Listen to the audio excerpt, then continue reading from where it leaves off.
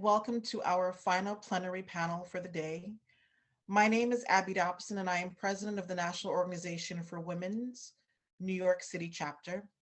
It gives me great pleasure to welcome to the table three esteemed guests. I am incredibly excited to introduce these amazing activists and change makers.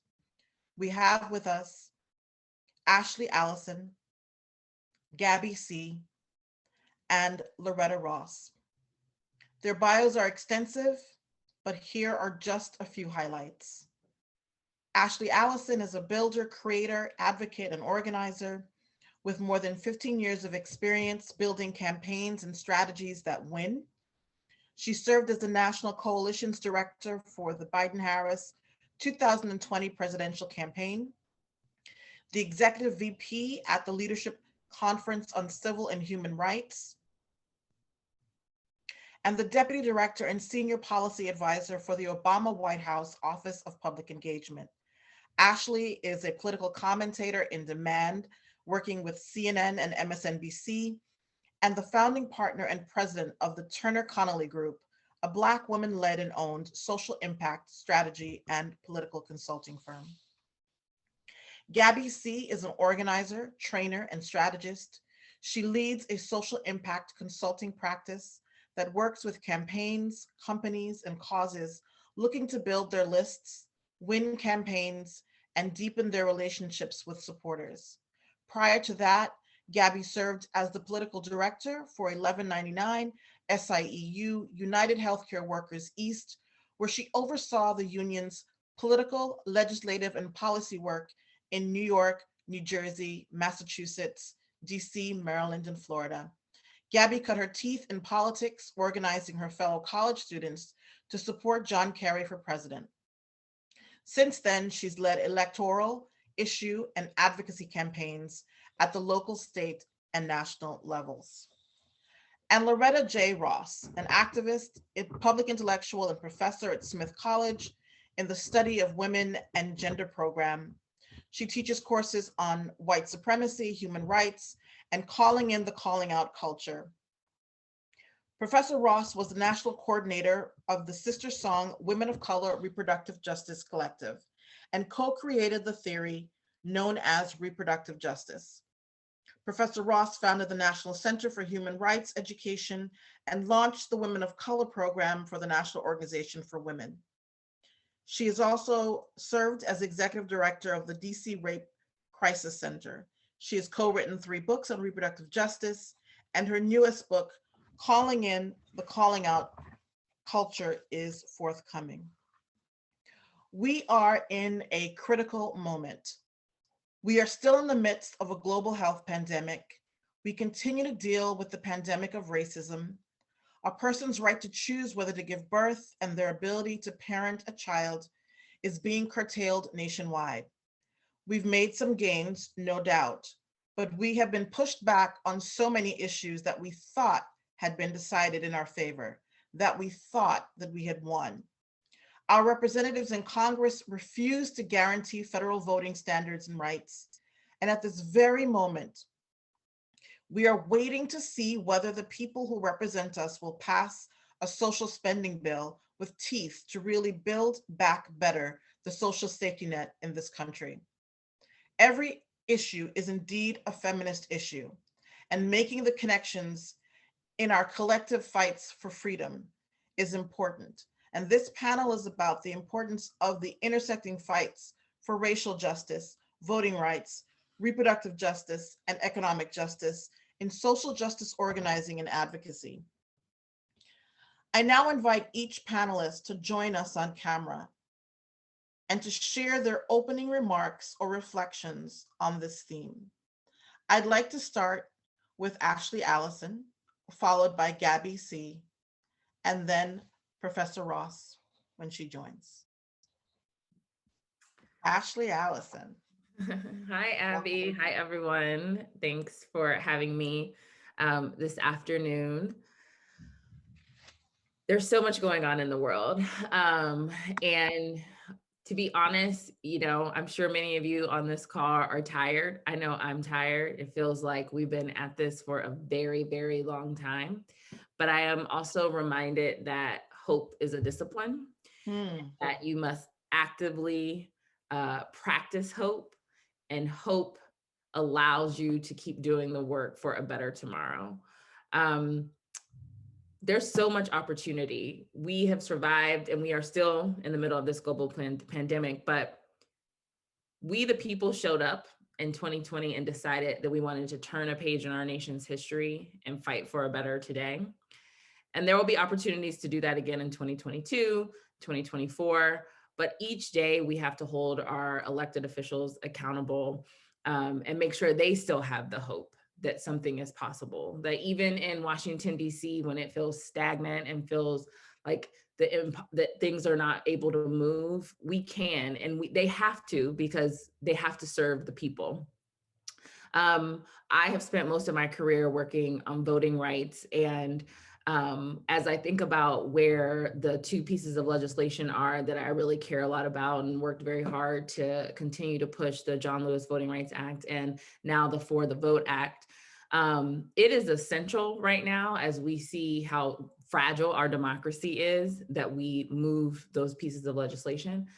It's not just essential, though, so that people can exercise their democracy. It's to what Abby's point was, is that it's all interconnected. And so if you cannot exercise your vote and fully engage in the franchise, then you could potentially lose your bodily autonomy, or you could lose the opportunity to teach a comprehensive history of this country.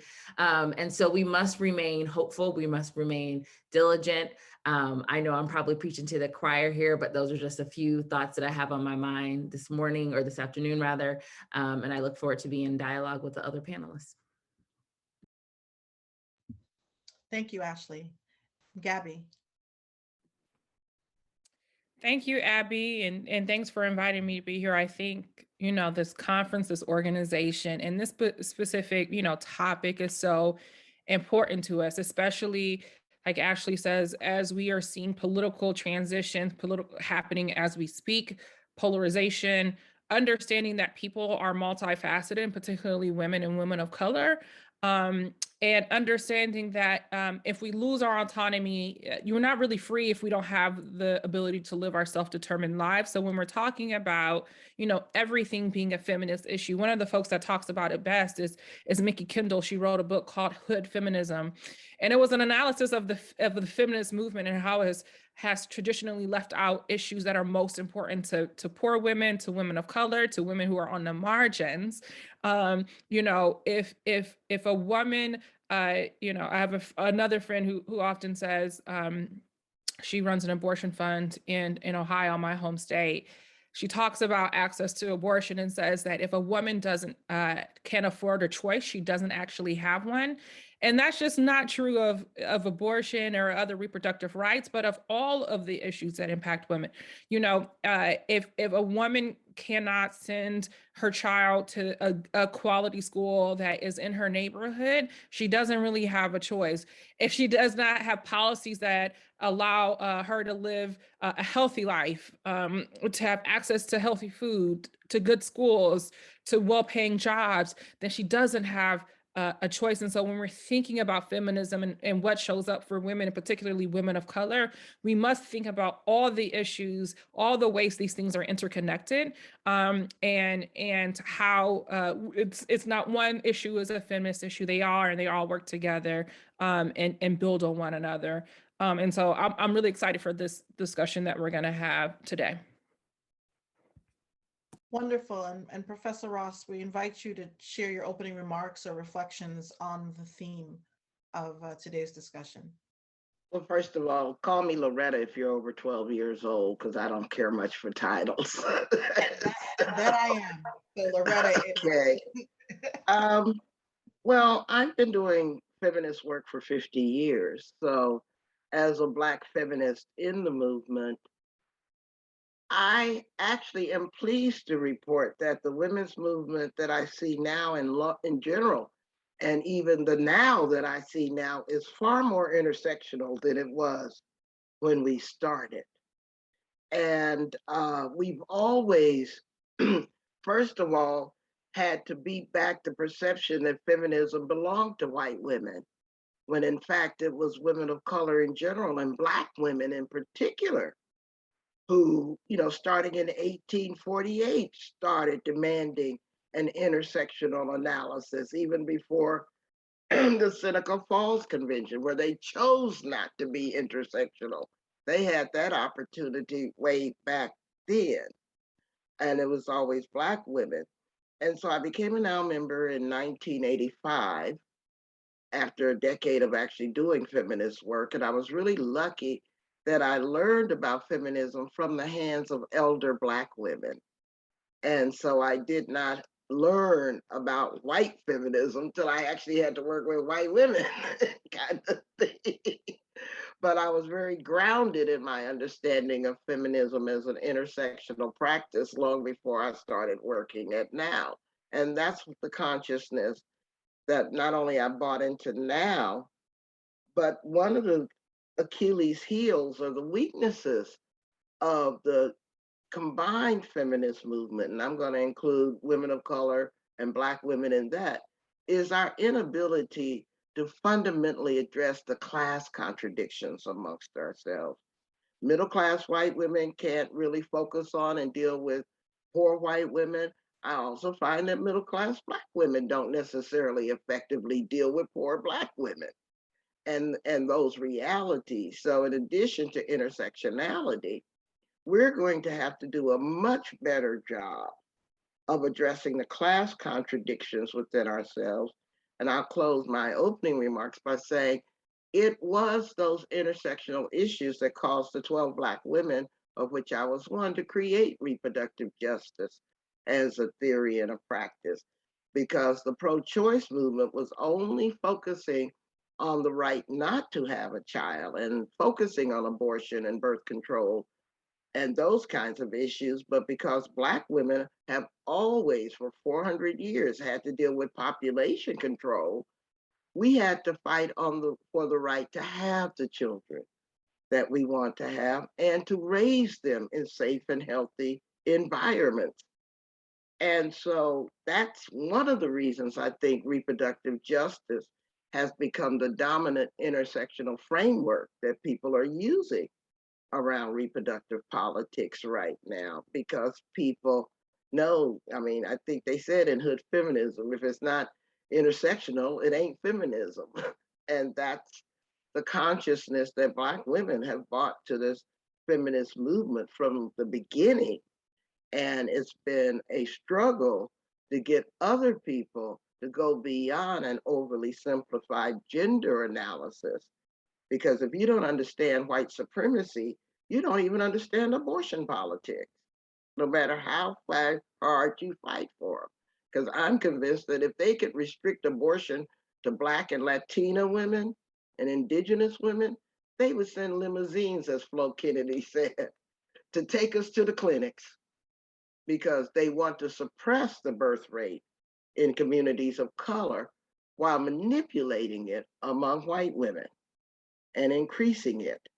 And so we are so vital to beating back this legislative and political assault with an intersectional analysis. This isn't just a phrase, this has to be our political strategy. Well said, all around. I want to stick with you for another moment, Loretta.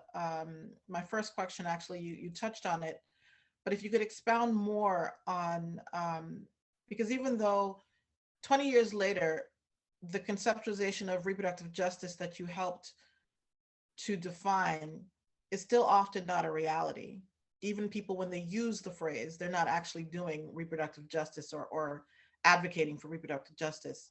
Can you talk about what it really means, go more into that for those who might not know, and how it's distinct from what I think you referred to as reproductive individualism, and what's the applicability to our current moment?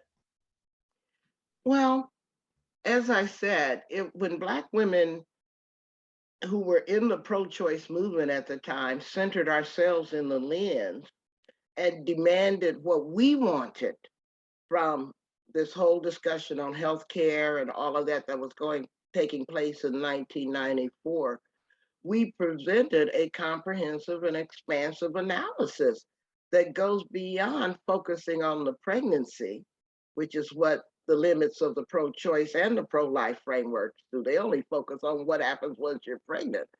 But our analysis demands that you go upstream. What are the human rights violations taking place in that person's life, excuse me, long before they're pregnant, because it's those human rights violations that actually will determine the outcome of an unintended pregnancy. If you have, human rights violations that haven't been attended to, you may even turn a wanted pregnancy into an abortion. But if you have an unintended pregnancy, but you've got good answers to those human rights violations, like a good school to send a child to, a bedroom to put the child in, job security, health care, then you're going to turn even an unplanned pregnancy into a child. Because that's how people actually make their decisions. Not, am I pregnant? Oh my God. It is what's already going on in my life that will determine and impact my ability to birth and raise a child.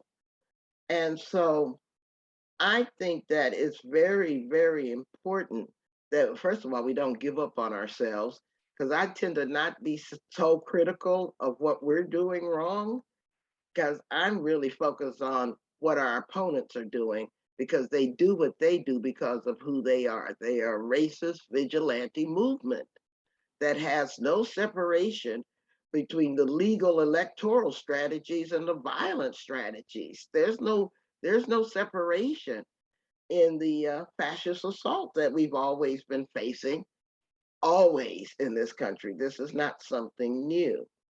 And so while I think we can do much better, I am not going to self-blame the movement for the strength and the endurance of people who are dedicated to white supremacy. I'm not going to take that responsibility on myself or on my movement. And so I'm very, very insistent that we do a strong threat assessment of what we're against, even as we use calling in tactics to talk about how we do what we do better. Because I don't like what people call the circular firing squad within our movement, which weakens us while we think we're trying to perfect our politics, when in fact the greatest threat is from those who don't want us to have a voice or a presence at all.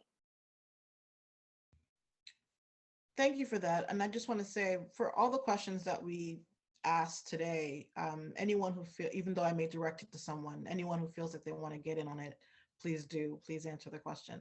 I want to go back to something you just talked about, the violence, both on the electoral level and other types of violence. And when I think about that, I think about the violence of being prevented from having an effective right to suffrage that impacts so many cultures and so many communities. Ashley, I know that you touched on this in your opening, but can you be more specific, or just go into more detail about why voting rights is so critical to our achieving reproductive justice and other kinds of rights? I mean, we could have easily talked about immigration rights, and other kinds of disability rights. We could easily have added other types of issues to the title of this panel, but if you could speak on that. Yeah, violence is so prevalent in our society, and I think people sometimes think about it in a very narrow lens, but I experience, when we think about where we are with voter suppression, that is violence. When people are trying in states intentionally trying to suppress my full civil rights. When we think about the filibuster, a Jim Crow relic, being allowed to exist in the halls of Congress, that is violence against all of us. And so we need those institutions that are like systems of white supremacy to be dismantled so that we can exercise our full franchise. And the reason why it is so important is because I think, you know, I've been in Washington now for almost a decade. I can't believe I have actually been there that long. I still don't call it home actually, but I've been there for almost a decade. And people do take things for granted sometimes there. And I think they take people's lack of engagement in our democracy for granted. There is an expectation that the maybe non-physical violence, but like the infrastructure that is put into place to make it harder for us to vote, they take that for granted. They take for granted that people will be okay with a scarcity mindset from our leaders and that we don't deserve the full package, whether that's the Build Back Better plan, full access to abortion, quality schools, quality roads, all of it. And so the vote is so important because it is a tool to dismantle that complacency from our elected officials.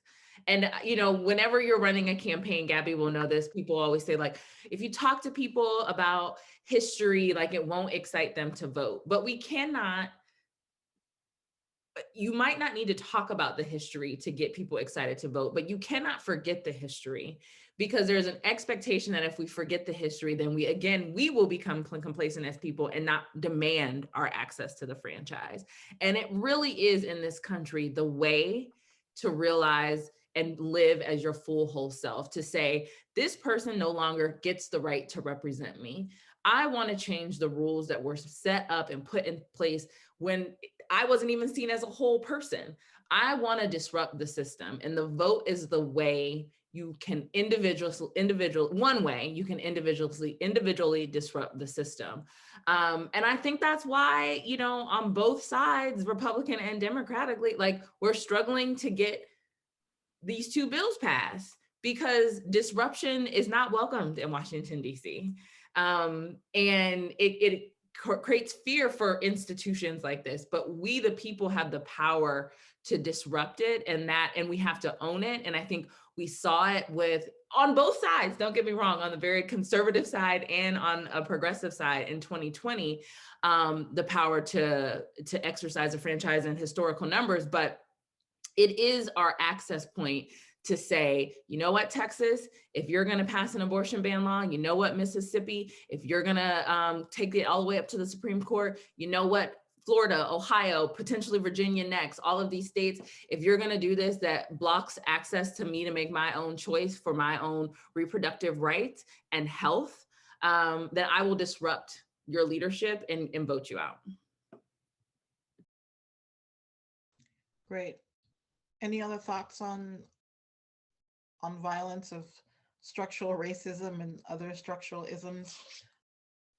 Well, one thing I just want to remind folks of is that violence is not just the active violence that we see happening on the streets or that we see happening online, but it's also the microaggressions that happen every day. And being a woman, and particularly a woman of color, every single day because you need to survive, you expect violence to happen on you.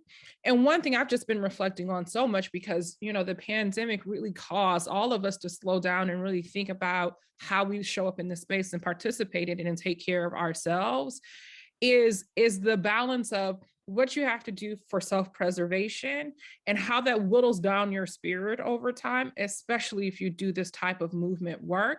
And sometimes, especially when we are with white folks who have the best intentions, but what's the saying, you know, the road to hell is paved with good intentions. It shows up in places where you don't expect. Violence shows up when, you know, we are fighting. I live in Brooklyn.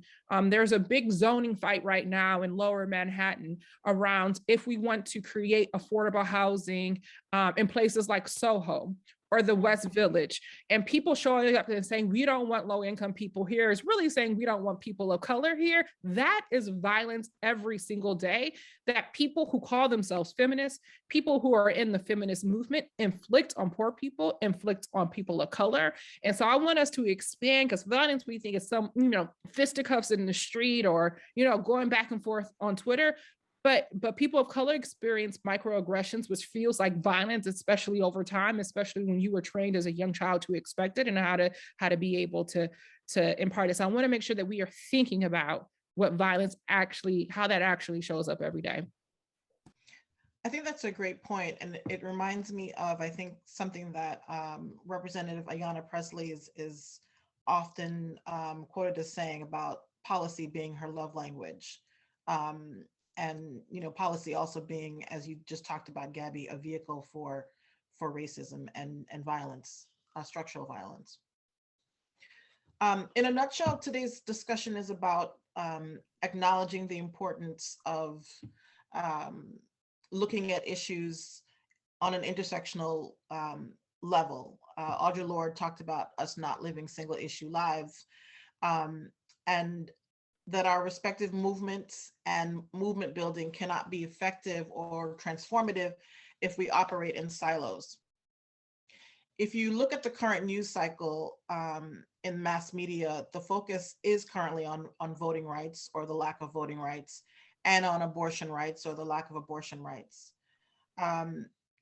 Loretta referenced it earlier, and so did you, Gabby, but talk more about how the fight for economic security, workers' rights in particular, economic justice for workers, particularly who make less than $15 an hour or barely make that, and the importance of keeping those people front and center, and how that fits into the overall discussion about voting rights and reproductive justice. I'll say it again, that if you can't afford a choice, you don't really have one. And that applies to everything, all the choices that we have to make. Economic security is the pathway to liberation, period, point blank. It is not to say that this is, economic security is more important than our right to vote. That's not what we're saying. But what I am saying is that if we do not talk about income inequality and how it is structural, particularly for low-income women. I formerly, as Abby said, was a political director for 1199 SIEU. I'm about a week out of that job and still work quite a bit with the organization, or intend to. We represented mostly women of color, largely immigrant women who do God's work and make, in a lot of situations, less than $15 an hour. And if we look at what these workers just went through in the pandemic, I'm thinking about home health aides or CNAs who work in nursing homes that are actually not just caring for folks as their profession, but as human beings, doing incredibly hard work. They are still trying to get a second job. They are still trying to take care of their families. And so, one way that we have traditionally, found economic freedom for people and people of color is through labor unions. My own, father is a UAW member. His father was a sharecropper, and my father grew up picking cotton as a sharecropper in rural Alabama. My grandfather died not being able to read, but he was able to provide for his 12 children. My father did a little bit better than him. He was able to go into the Marines and is a veteran, and through that, gained a skill that allowed him to provide a little bit better for his family. And he had a good union job that gave us healthcare. The UAW paid for me to go to college. And so that has been a pathway, being a part of unions, because unions fight for folks to get everything that they need in a job to be able to work one job. I have this crazy idea that a person should only have to work one full-time job. I also have this crazy idea that health insurance shouldn't be attached to a job, that you should just fundamentally have that, and that is our obligation as a society. But labor unions have been essential. But what we also know is that that's not the only pathway to building worker power and building economic security. It's one of them. But if we don't focus very, very quickly on the inequality that exists in our nation right now, and the thing that I think a lot about is my family story. and how right now, you know, my generation, I'm 36 years old, is the first generation that is doing worse than their parents. I have 3 siblings. 2 of us went to college and finished, 2 of us finished college and have had careers, you know, over a decade that we've been working with. And 2 of my siblings did not. And so often when one person in a family achieves some economic success or, you know, career success, they are still taking care of family members who aren't there. And so being able to have a good job that allows you to work one job and be able to provide for your family and build some generational wealth has to be a focus of this, because if we're not talking about that, we're leaving out most of the people who we say we want to impact. Absolutely. I think that's incredibly well said. And that's often a rub. You know, Loretta, you talked about it, how class is often left out of the conversation, particularly in feminist spaces. Can you talk a little bit about how the concept that you helped to create was initially conceived to offer a critique of neoliberal capitalism, which is often part of the problem here when we look at this issue of class and freedom and liberation?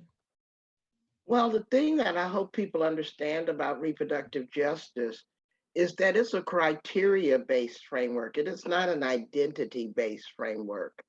It is based upon the human rights framework. It has to offer a critique of white supremacy and neoliberal capitalism and how those two things, those two ideologies and economic systems violate people's human rights and restrict their choices. It has to take into account that we're dealing with both biological and non-biological issues like tax policies and zoning policies and workers' rights and environmental issues, and all of those things are pertinent to the discussion of people's reproductive decision-making, because all empires need bodies and they try to regulate and control those bodies for the economy, for their military, for their development. And so there's no human activity that is not affected by reproductive politics. And so reproductive justice demands that we look at a 360 examination of all human activities and look at the impacts of those activities on people's ability to be self-determining. And so a lot of people mistakenly think that because reproductive justice was created by Black women, it only applies to Black women. And we're like, no, Black women are capable of creating universal theory. Haven't you heard of this little thing called intersectionality? A lot of people get it wrong and they try to segregate or ghettoize our conversation around reproductive justice, in fact, while denying its universality. And that's why I'm always insistent that people use criteria instead of their primitive identity politics to understand it. But what we're also up against, Abby and my fellow panelists, is the internalized white supremacy on the left, because it's not just on the right. Many people who say that they are nominally liberal and anti-racist still have that NIMBY thing when they don't want low-income housing built in their neighborhood, or they don't want to support a food program for those children, or if they don't even want to challenge the unfair property tax system that benefits certain schools and deprives others. They don't want to disrupt their comfort in pursuit of what they purport to say is their political ideals. And so we have to stringently hold even the people on our side accountable for their internalized white supremacy, as we do with the white supremacy that is much more obvious on the right. Because until we address the built-in injustices of the system, nothing will change. And I'll just say one other thing, because as a radical, I'm always in conversations with people who are saying, well, we got to go beyond capitalism. We got to look at socialism or communism or democratic socialism and all that. I said, I've yet to see a system created by a white man that does any better. Because when you look at the socialist countries, they still got a class system based in that, and quite often internalized white supremacy as well, and gender issues and blah, blah, blah. And so I'm really thinking that the solution may be to go back to some pre-European, pre-colonial philosophies and ways of organizing societies, because ain't nothing Europeans produced so far appears to be working in a way that fully protects people's human rights and self-determination. And so I'm not one of those that say, well, let's get through post-capitalism and go back to one of these romanticized systems that really didn't even work and still preserve the functioning of all the components of white supremacy, homophobia, transphobia, misogyny, ableism, all those other component parts of a white of an economic thinking pattern that's based on plunder and exploitation of everybody else who are seen as disposable people. Abby, other thing about. Absolutely, go for it. So Gabby said something like, I'm not saying like economic justice is more important than voting rights, and I would never expect that. But that's why this conversation is so important, because it's so cyclical. If you are poor and you don't have a job where you can take paid leave to go vote, you can't then elect people who will give you autonomy and will vote for low income housing in all communities. And so one of the things that I think often happens in politics and in conversations is that we have panels that are on voting rights. And then the voting rights people talk about voting rights. And then we have panels that are on like reproductive justice. And then we have panels that are on the economy, versus having more of a intersectional or a multi-issue conversation. And when we do allow ourselves, particularly even on our, like even in progressive spaces, to be siloed, it then makes it easier for people who are in power, who are making those decisions, to pit each other up against one another, to say like, go to this issue first. If I give you this, then like we can forget about everyone else. And it is that wait your turn mentality that we have to, I'm done waiting. We should all be done waiting. I deserve it all now. And you as a leader need to figure out how to get it done now. And if you can't, other people need to be in power so that we can. Speaking of that, you just made me want to jump to another question. It really brings up the idea and the importance of coalition building. And so what type of coalition building is necessary to move beyond issue and identity-based silos in social justice organizing and politics to form really transformative partnerships? There's a lot of transactional partnerships going on, but something that is,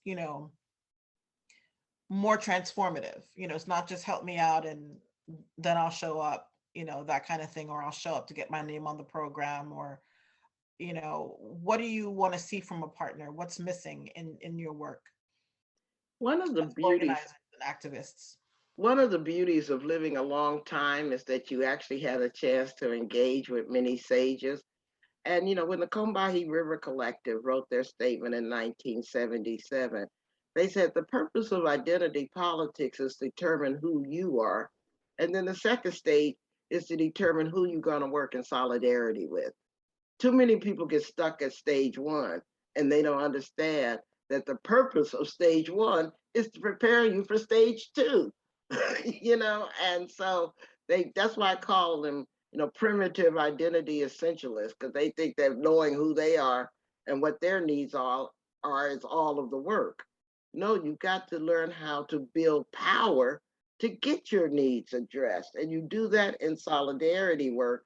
And of course, another sage is Bernice Reagan, who wrote that wonderful piece in 1980 on coalition politics that we should all heed.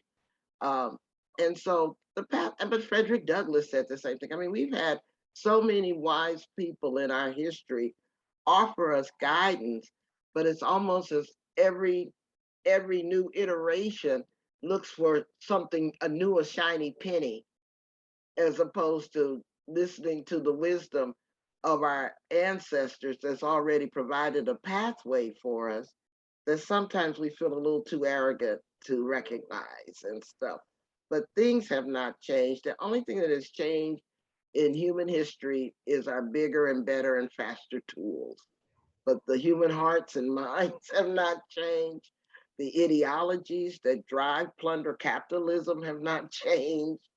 The fact that Africa and the developing world is seen as a place to be totally exploited and disposed of has not changed. That settler colonial thinking I'm sorry I'm going off, but I just want to say we can do better if we pay attention to the fact that we are not the entire chain of freedom. That chain of freedom goes back from our ancestors and forward into our descendants.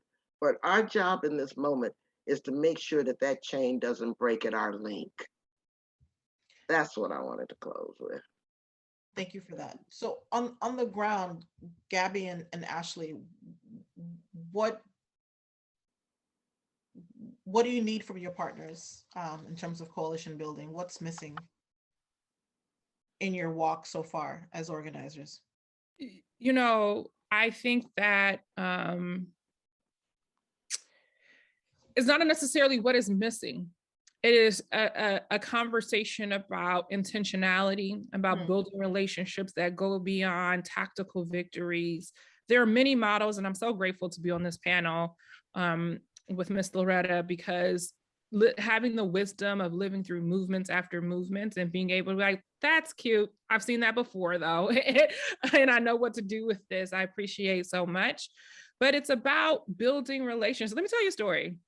When I started my work at 1199, I started meeting with a lot of elected officials, particularly those that are in Albany, and I would sit down with them and be like, hey, I'm Gabby. You know, I care about these things. You know, what do you care about? And people just kind of looked at me with blank faces, be like, but what do you want? And I'm like, I'm just here to get to know each other, build a relationship. Hopefully we can do some transformative shit together. You know, I'm just being Gabby the organizer. And so many looked at me and were just like, but you're in my office, so what do you want? And at some point I was like, let me just tell these people what I want ultimately, because that is the language that we speak. So I think we have to get beyond the what do you need right now and talk about what both Ashley and Loretta have already said, our history, how we have to extend the arc of our organizing beyond electoral or issue advocacy victories and talk about fundamentally shifting how we show up in this society. And that we have to know that comes with a lot of risk. That's why we're not unsuccessful in it because we haven't tried it. We're unsuccessful in it often because it is hard. Not the last person, but one of the most famous persons that started to do this and was assassinated was Fred Hampton. He built a coalition of Black people, of Latinos, Puerto Ricans, poor white people in Chicago, right? They started working, they put aside everything that separated them. They started working towards a better economic future. And Fred Hampton was assassinated because of it.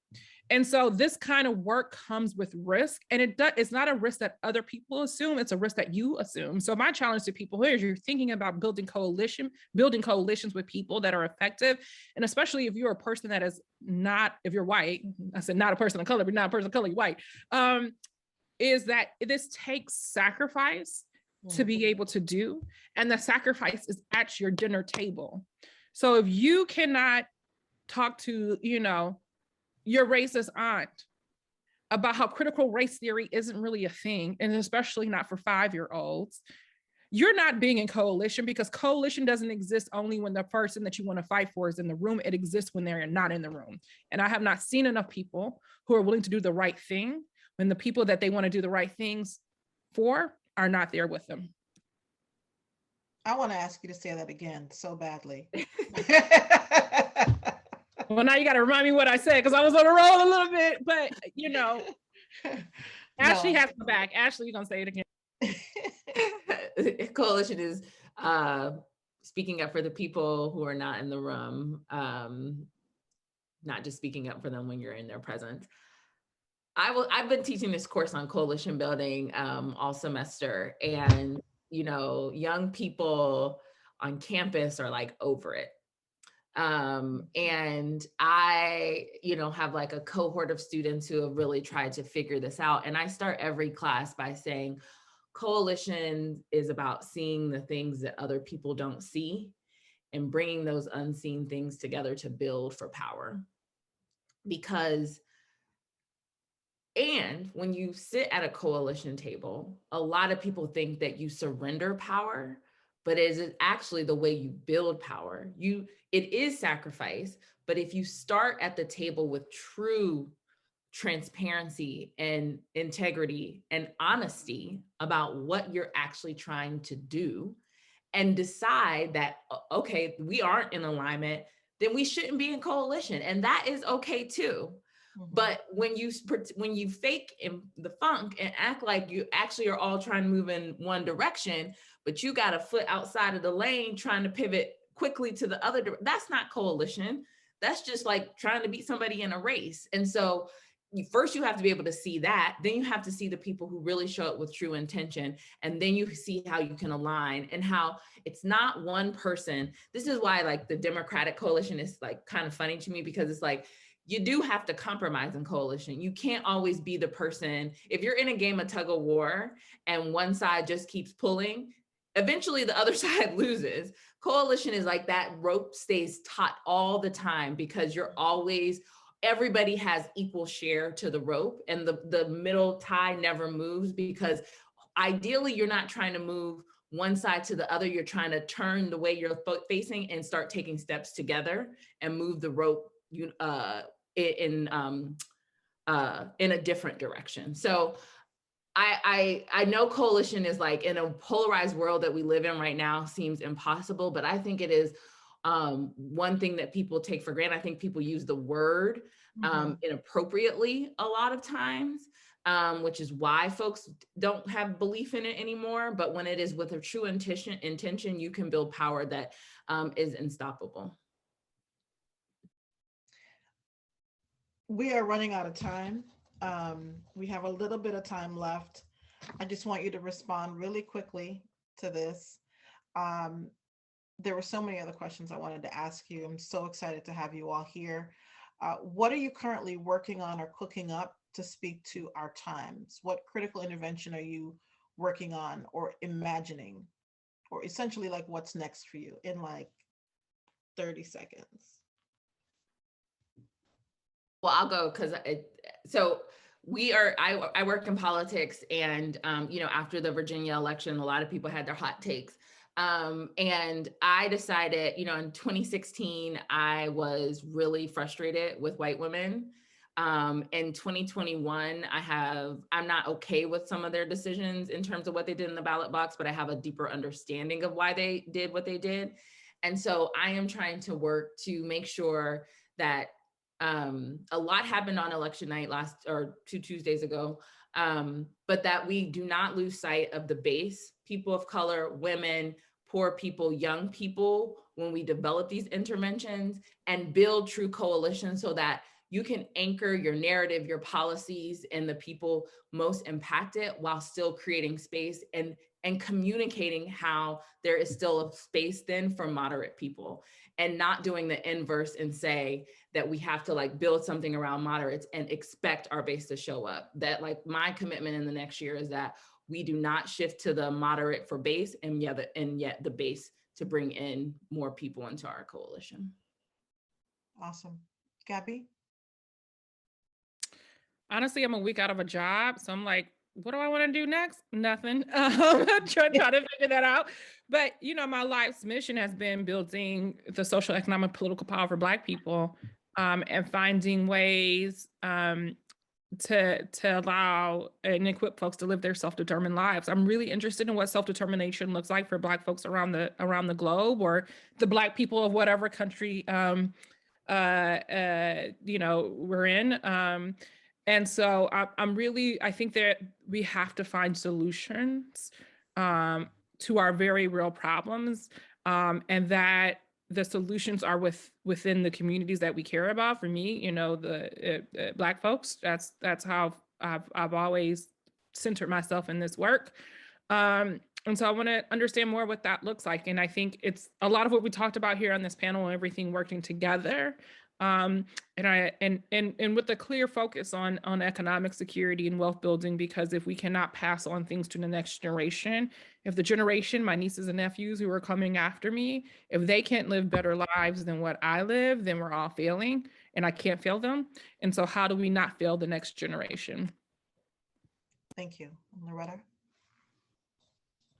For the last 7 years, I've been focusing more on how we do the work rather than the issues that we work on. And so I've been writing a book and giving a lot of teaching on calling in the calling out culture, because I think that we weaken ourselves. As a matter of fact, my favorite phrase is that we're self-destructing on the pathway to victory.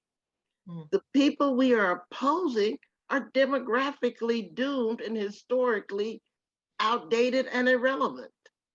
And so that's why they're so fiercely fighting to maintain a white supremacist only system, because they know time. They're trying to not only repeal the 20th century, they're fighting time, they're fighting demographics, and they're fighting the truth and evidence. So they are fighting things that are way beyond their control.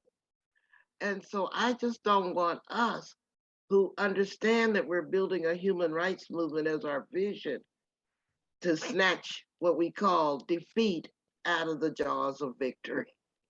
I just want us to understand that we got all the good stuff on our side: time, truth, evidence, youth. You know, we got all the good stuff working for us. All they have is power and meanness. And we're going to snatch that from them. We already got their kids, because the one white demographic that broke with Trumpism in the 2020 elections was the 18 to 29-year-olds. We got them through our cool, through our music, and now we got them at the ballot box. These boys are scared, and that's why they're doing what they're doing. Thank you for that. Now, really quickly, what's bringing you joy in this moment? Like really 20 seconds, because we don't have a lot of time. What's bringing you joy? What are you doing to keep your sanity and to help you continue in your fight, which is our fight? Well, I'll just say young people. It's like sticking my soul in a light socket, and hearing from young people just keeps me energized. Awesome. Gabby? Related, I've been, my 5-year-old nephew has been with me for the last 2 weeks. And while it has confirmed my choice to not be a mother, having him for 2 weeks, it also brought me so much joy because he was so smart. I remember we flew home to drop him back off, and he got a nosebleed on the plane. And like I said, he's 5 years old. He gets them often. So, but I guess I started panicking because he told me I was overreacting and I needed to calm down because he was okay. And I was like, I guess you are okay, 5-year-old. I will calm down then and allow you to take care of yourself. So that just brings me joy, and knowing that, the next generation is going to be smarter, quicker. And now it's the work that we all have to do to make sure they're pointing in the right direction and have the ability to do what they want. Ashley, you have like really not even 10 seconds. I've been dancing. I have been dancing and walking to like a soundtrack of my life in these streets, and just like leading into my full whole self, either dancing with the drums or trap or whatever. I've just been like moving my body and raising the vibration. Thank you so much. It's been incredible to have this conversation with you. Thank you for joining us at this conference.